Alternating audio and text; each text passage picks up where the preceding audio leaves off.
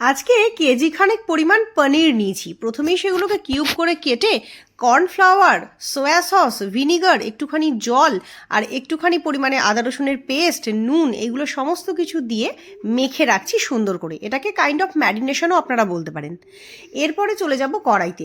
কড়াইতে বেশ অনেকটা পরিমাণে সাদা তেল গরম করে নিয়ে ওই পনিরগুলোকে গোল্ডেন গোল্ডেন ফ্রাই করে ভেজে তুলে নিচ্ছি।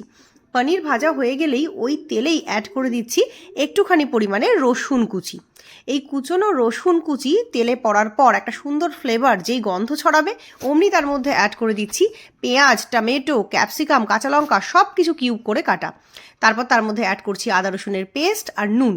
সব কিছু সুন্দর করে কষিয়ে রসিয়ে অনেকক্ষণ ভাজা ভাজা করার পর দিয়ে দিচ্ছি ওই ভাজা পনিরগুলো।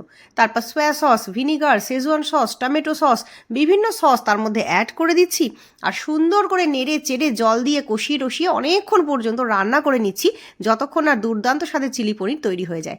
শেষে অ্যাড করেছিলাম হাফ চামচ পরিমাণ চিনি। এইটা কিন্তু বেশ একটু মিষ্টি মিষ্টি, টক টক, ঝাল ঝাল আর নোনতা নোনতা হবে, তবেই খেতে দুর্দান্ত লাগবে। নিজেরাই বাড়িতে বানিয়ে ট্রাই করুন আর আমাকে জানান কেমন লাগলো। টাটা।